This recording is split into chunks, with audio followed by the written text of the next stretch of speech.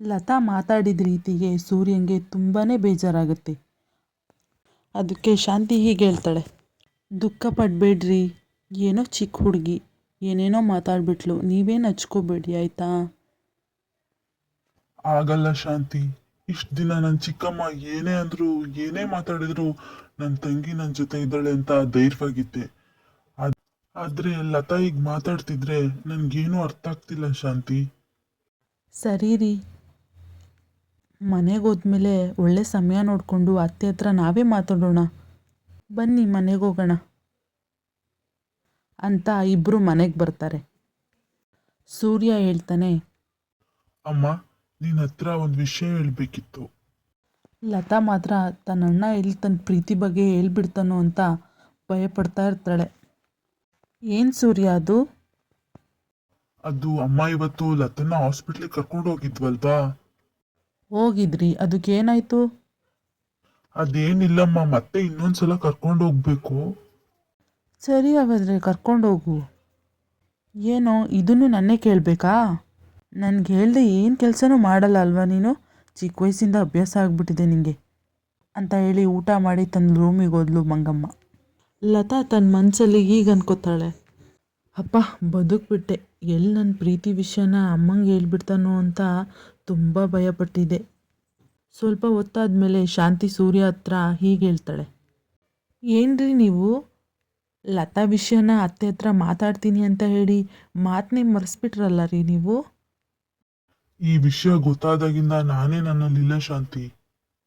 ಅಂಥದ್ರಲ್ಲಿ ಅಮ್ಮ ಅವಳ ಬಗ್ಗೆ ಎಷ್ಟೊಂದು ಆಸೆ ಇಟ್ಕೊಂಡಿದ್ದಾರೆ. ಲತಾ ಮದ್ವೆನ ತುಂಬಾ ಜೋರಾಗಿ ಮಾಡಬೇಕು ಅಂತ ಅನ್ಕೊಂಡಿದ್ದಾರೆ. ಇವಾಗ ಈ ವಿಷಯ ಗೊತ್ತಾದ್ರೆ ಅವ್ರು ಹೇಗ್ ತಗೋತಾರೆ? ಅದಕ್ಕೆ ಹೇಳಕ್ ಸ್ವಲ್ಪ ಭಯ ಆಯ್ತು, ಹೇಳಲಿಲ್ಲ. ಯಾವತ್ತಿದ್ರೂ ಅತ್ತೆಗೆ ಗೊತ್ತಾಗಬೇಕಾಗಿರೋದೆ ಅಲ್ವಾ ರೀ? ಯಾರೋ ಮೂರನೇ ವ್ಯಕ್ತಿಯಿಂದ ತಿಳಿಯೋಕೆ ಮುಂಚೆ ನೀವು ಹೇಳೋದು ಒಳ್ಳೆಯದು. ನನ್ನ ಕೈಲಿ ಹೇಳಕ್ ಆಗ್ತಿಲ್ಲ ಶಾಂತಿ. ಸರಿ ರೀ, ಹಾಗಾದರೆ ನಾನೇ ಒಂದು ಒಳ್ಳೆ ಸಮಯ ನೋಡಿಕೊಂಡು ಅತ್ತೆ ಹತ್ರ ಹೇಳ್ತೀನಿ. ನೀನ್ ಬೇಡ ಶಾಂತಿ, ಮೊದಲೇ ಅಮ್ಮಂಗೆ ನೀನಂದ್ರೆ ಇಷ್ಟ ಇಲ್ಲ. ಇನ್ನು ಈ ವಿಷಯ ನಿನ್ನಿಂದ ಗೊತ್ತಾದ್ರೆ ಅಷ್ಟೇ, ನಾಳೆ ಹೇಗಾದ್ರೂ ಮಾಡಿ ನಾನೇ ಹೇಳ್ತೀನಿ. ಮಾರನೇ ದಿನ ಲತಾ ಕಾಲೇಜ್ಗೆ ಹೋದ್ಮೇಲೆ ಸೂರ್ಯ ಮಂಗಮ್ಮನ ಹತ್ರ ಹೇಳ್ತಾನೆ, ಅಮ್ಮ, ನಿನ್ನ ಹತ್ರ ನಾನು ತುಂಬಾ ಮುಖ್ಯವಾದ ವಿಷಯ ಮಾತಾಡಬೇಕು. ಏನು ಸೂರ್ಯ ಅದು? ಹೊಲ್ದತ್ರ ಏನಾದರೂ ಸಮಸ್ಯೆನಾ?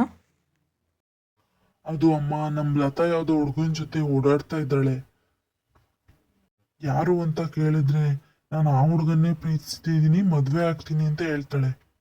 ಈ ವಿಷಯನ ನಿಂಗೆ ಹೇಗೆ ಹೇಳ್ಬೇಕು ಅಂತ ಗೊತ್ತಾಗದೆ ನಿನ್ನೆಯಿಂದ ಒದ್ದಾಡ್ತಿದ್ದೀನಿ ಅಮ್ಮ. ಏನು ಸೂರ್ಯ ನೀನು ಹೇಳೋದು? ನಮ್ಮ ಲತಾ ಹಾಗೆ ಮಾಡಿದಾಳಾ? ಅದೇ ಅಮ್ಮ, ನನಗೂ ಅರ್ಥ ಆಗ್ತಿಲ್ಲ. ಓ, ನನಗೆ ಅರ್ಥ ಆಯಿತು ಕಣೋ. ಏನಮ್ಮ ನೀವು ಹೇಳೋದು? ಇದು ನೀವಿಬ್ಬರು ಸೇರ್ಕೊಂಡು ಮಾಡ್ತಾ ಇರೋ ನಾಟಕ. ಹೇಗೋ ಲತಾ ಮದುವೆ ಜೋರಾಗಿ ಮಾಡಿ ಆಸ್ತಿ ಎಲ್ಲ ಅವಳ ಹೆಸ್ರಿಗೆ ಬರೀತೀನಿ ಅಂತ, ಆಮೇಲೆ ನಿಮಗೇನು ಸಿಗಲ್ಲ ಅಂತ ಗಂಡ ಹೆಂಡತಿ ಸೇರಿಕೊಂಡು ಏನು ಚೆನ್ನಾಗಿ ನಾಟಕ ಮಾಡ್ತಿದ್ದೀರಾ? ಅಮ್ಮ, ಅದಾಗಲ್ಲಮ್ಮ. ಒಂದ್ಸಲ ನಾನು ಹೇಳೋದು ಕೇಳಿ ಅಮ್ಮ. ಏನು ನೀನು ಹೇಳೋದು ನಾನು ಕೇಳೋದು? ಅವಳು ನನ್ನ ಮಗಳು ಯಾವತ್ತೂ ಅಂಥ ಕೆಲಸ ಮಾಡಲ್ಲ ಅಂತ ನನಗೆ ಗೊತ್ತು. ಮಂಗಮ್ಮ ಹಂಗೆ ಮಾತಾಡಿದ್ಮೇಲೆ ಸೂರ್ಯಶಾಂತಿ ಏನು ಮಾತಾಡದೆ ಅಲ್ಲಿಂದ ಪಕ್ಕಕ್ಕೆ ಹೋಗ್ತಾರೆ. ರೀ, ಅತ್ತೆ ಹಾಗಂದ್ರು ಅಂತ ಬೇಜಾರು ಮಾಡ್ಕೋಬೇಡ್ರಿ. ದುಃಖ ಏನಿಲ್ಲ ಶಾಂತಿ. ಅಮ್ಮ ಹೇಳಿದ ಮಾತು ಅಪಾರ್ಥ ಮಾಡ್ಕೊಂಡಿರೋದೇ ಹೊರತು ಉದ್ದೇಶದಿಂದ ಅವ್ರು ಹಾಗೆ ಹೇಳಿಲ್ಲ ಶಾಂತಿ. ಆದ್ರಿಂದ ನಿಜ ಅವ್ರಿಗೆ ಒಂದಲ್ಲ ಒಂದಿನ ಗೊತ್ತಾಗೇ ಆಗತ್ತೆ. ನಾವು ನಮ್ಮ ಕೈಲಾಗೋದನ್ನ ಮಾಡಿದೀವಿ. ಮಿಕ್ಕಿದ್ದು ಏನೇನು ನಡಿಬೇಕು ಅಂತ ಇರುತ್ತೋ ಅದು ಹಾಗೇ ಆಗತ್ತೆ. ಮಾರನೇ ದಿನ ಲತಾ ತಾನು ಪ್ರೀತಿಸಿರೋ ಜಯಂತ್ನ ಮೀಟ್ ಮಾಡೋಕ್ಕೆ ಬರ್ತಾಳೆ. ಏನ್ ಲತಾ, ಅರ್ಜೆಂಟ್ ಏನೋ ಮಾತಾಡ್ಬೇಕು ಅಂದೆ? ಏನಿಲ್ಲ ಜಯಂತ್, ನಮ್ಮ ಮದುವೆ ಬಗ್ಗೆ ಮಾತಾಡೋಕೆ ಕರೆದೆ. ಅದಕ್ಕೇನು ಅರ್ಜೆಂಟ್ ಲತಾ ಇವಾಗ? ಅರ್ಜೆಂಟ್ ಏನಿಲ್ಲ, ನೆನ್ನೆ ನಮ್ಮ ಅಣ್ಣ ನಮ್ಮನ್ನು ನೋಡಿದ್ದಾನೆ. ಖಚಿತವಾಗಿ ಅಮ್ಮನ ಹತ್ತಿರ ಹೇಳಿರ್ತಾನೆ. ನಮ್ಮಮ್ಮ ನಮ್ಮ ಬಗ್ಗೆ ಕೇಳಿದ್ರೆ ಹೇಳೋಣ ಅಂತ ಅಂದ್ಕೊಂಡಿದ್ದೀನಿ. ನೀನೇನು ಹೇಳ್ತೀಯಾ ಇದ್ರ ಬಗ್ಗೆ? ಇದ್ರಲ್ಲಿ ಹೇಳೋದೇನಿದೆ? ಪ್ರೀತಿಸಿದು ಮದುವೆ ಮಾಡ್ಕೊಳಕ್ಕೆ ಅಲ್ವಾ? ಇದ್ರಲ್ಲಿ ನನ್ನ ಅಭ್ಯಂತರ ಏನೂ ಇಲ್ಲ. ನಮ್ಮಮ್ಮನ ನಾನು ಒಪ್ಪಿಸ್ಕೋತೀನಿ. ನೀನು ನಿಮ್ಮನೆಗೆ ವಿಷಯ ಹೇಳು. ನಿಮ್ಮ ಮನೆಗೆ ವಿಷಯ ಹೇಳ್ಬಿಟ್ಟು ನನಗೆ ಹೇಳು. ನಾನು ನಮ್ಮಮ್ಮನ್ನ ನನ್ನ ಜೊತೆ ನಿಮ್ಮ ಮನೆಗೆ ಕರ್ಕೊಂಡು ಬರ್ತೀನಿ. ಸರಿ ಜಯಂತ್, ನಾನು ನಮ್ಮಮ್ಮ ಹತ್ರ ಮಾತಾಡ್ತೀನಿ. ಮಾತಾಡಿಬಿಟ್ಟು ನಿಮಗೆ ಫೋನ್ ಮಾಡ್ತೀನಿ. ಏನು ಅಷ್ಟೊಂದು ನಂಬಿಕೆನಾ ನಿಮ್ಮಮ್ಮ ಒಪ್ಕೋತಾರೆ ಅಂತ? ಯಾಕಂದರೆ ನಮ್ಮಮ್ಮ ನನ್ನ ಮಾತನ್ನ ಯಾವತ್ತೂ ಇಲ್ಲ ಅನ್ನಲ್ಲ. ನನ್ನ ಇಷ್ಟನ ಬೇಡ ಅಂತಲೂ ಹೇಳಲ್ಲ. ಅಂಥದ್ರಲ್ಲಿ ನಾನು ಪ್ರೀತಿಸ್ತಿರೋ ನಿನ್ನ ಹೇಗೆ ಬೇಡ ಅಂತಾರೆ? ಸರಿ, ನನಗೆ ಟೈಮ್ ಆಗುತ್ತೆ ಅಂತ ಹೇಳಿ ಲತಾ ಮತ್ತು ಜಯಂತ್ ಅವ್ರವ್ರ ಮನೆಗೆ ಹೋಗ್ತಾರೆ. ಲತಾ ಮನೆಗೆ ಹೋದ್ಮೇಲೆ ಮಂಗಮ್ಮನ ಹತ್ರ ಹೇಳ್ತಾಳೆ, ಅಮ್ಮ, ನಾನು ನಿನ್ನ ಹತ್ರ ಒಂದು ವಿಷಯ ಹೇಳಬೇಕು. ಏನು ಲತಾ ಅದು? ಅದು ಅಮ್ಮ, ಹೇಗೆ ಹೇಳಬೇಕು ಗೊತ್ತಾಗ್ತಿಲ್ಲ. ಹೇಗೆ ಹೇಳಬೇಕು ಗೊತ್ತಾಗ್ತಿಲ್ಲ ಅಂದರೆ? ಹೇಳಮ್ಮ, ಯಾಕೆ ಭಯ? ಅಮ್ಮ, ನಾನೊಂದು ಹುಡುಗನ ಪ್ರೀತಿಸ್ತಿದ್ದೀನಿ. ನೀನು ಒಪ್ಕೊಂಡ್ರೆ ಅವನ್ನೇ ಮದುವೆ ಮಾಡ್ಕೊಳ್ತೀನಿ. ಅಂದರೆ ಸೂರ್ಯ ಹೇಳಿದ ನಿಜನೇ? ಎಂಥ ಕೆಲಸ ಮಾಡಿಬಿಟ್ಟೆ ನೀನು. ತಂದೆ ಇಲ್ಲ ಅಂತ ತುಂಬ ಪ್ರೀತಿಯಿಂದ ಬೆಳೆಸಿದ್ರೆ ನೀನು ಮಾಡೋದಿದಾ? ನಿನ್ನ ಮದುವೆನ ನಾನು ತುಂಬ ವೈಭವದಿಂದ ಮಾಡಬೇಕು ಅಂತ ಅಂದ್ಕೊಂಡಿದ್ದೆ. ಆದರೆ ನೀನು ಇವಾಗ ನಾನು ಏನು ಮಾಡಬೇಕು ಅಂತೀಯಾ? ಇಷ್ಟಕ್ಕೂ ಯಾರೋ ಆ ಹುಡುಗ? ಅವ್ರ ಹೆಸರು ಜಯಂತ್ ಅಂತ ಅಮ್ಮ. ಅವರಮ್ಮ ಹೆಸರು ಸತ್ಯವತಿ ಅಂತ. ಅವ್ರದ್ದು ಬೆಂಗಳೂರು. ಸರಿ ಬಿಡು, ನಿನ್ನ ಇಷ್ಟನ ನಾನು ಯಾವತ್ತು ಬೇಡ ಅಂದಿದ್ದೀನಿ? ಒಬ್ರನ್ನ ಒಬ್ಬರು ಇಷ್ಟಪಟ್ಟು ಮನಸ್ಸು ಕೊಟ್ಟ ಮೇಲೆ ನಮ್ಮದೇನಿದೆ? ನಾಳೆ ನೀನು ಆ ಹುಡುಗನ್ನ ಮತ್ತು ಆ ಹುಡುಗನ ಮನೆಯವ್ರನ್ನ ಮನೆಗೆ ಬರೋಕ್ಕೆ ಹೇಳು. ನಾನು ಅವ್ರ ಹತ್ರ ಮಾತಾಡ್ತೀನಿ. ಸರಿ ಅಮ್ಮ, ನಾಳೆನೇ ಮನೆ ಕರಿತೀನಿ. ಮಾರನೇ ದಿನ ಜಯಂತ್ ಮತ್ತು ಅವರಮ್ಮ ಸತ್ಯವತಿ ಲತಾ ಮನೆಗೆ ಬರ್ತಾರೆ. ನಮಸ್ಕಾರ, ನನ್ನ ಹೆಸರು ಮಂಗಮ್ಮ. ನಾನು ಲತಾ ತಾಯಿ. ಲತಾ ನನ್ನೊಬ್ಬಳೇ ಮಗಳು. ನನ್ನ ಹೆಸರು ಸತ್ಯವತಿ. ಇವನು ನನ್ನ ಮಗ ಜಯಂತ್, ಒಬ್ಬನೇ ಮಗ. ಈ ಮನೆಯಲ್ಲಿ ನೀವಿಬ್ಬರೇನಾ ಇರೋದು? ಇಲ್ಲ, ಇವನು ನನ್ನ ಮಗ, ಹೆಸರು ಸೂರ್ಯ. ಅವಳು ಸೂರ್ಯನ ಹೆಂಡತಿ, ಹೆಸರು ಶಾಂತಿ. ಸೂರ್ಯ ಅಮ್ಮ ಸತ್ತೋದ್ಮೇಲೆ ಅವರಪ್ಪ ನನ್ನ ಮದುವೆ ಮಾಡಿಕೊಂಡ್ರು. ಆಮೇಲೆ ಲತಾ ಹುಟ್ಟಿದ್ದು. ಅವ್ರು ಯಾವಾಗಲೋ ತೀರೋದ್ರು. ಇವಾಗ ಈ ಮನೇಲಿ ನಾವಿಬ್ಬರು ಅವರಿಬ್ಬರು ಇದ್ದೀವಿ. ಸರಿ, ಹಾಗಾದರೆ ನಮ್ಮ ವಿಷಯಕ್ಕೆ ಬಂದರೆ ನಾನು ಮಗ, ಅವನಿಗೆ ನಾನು, ನನಗೆ ಅವನು, ಅಷ್ಟೇ. ಇನ್ನು ಈ ಮದುವೆ ವಿಷಯಕ್ಕೆ ಬಂದರೆ ನನ್ನ ಮಗ ನಿಮ್ಮ ಮಗಳು ಒಬ್ರಿಗೊಬ್ರು ಪ್ರೀತಿಸಿದ್ದಾರೆ. ಚಿಕ್ಕ ವಯಸ್ಸಿಂದ ಅವನು ಇಷ್ಟಪಟ್ಟಿದ್ದಾನೇನೂ ಬೇಡ ಅಂದಿಲ್ಲ.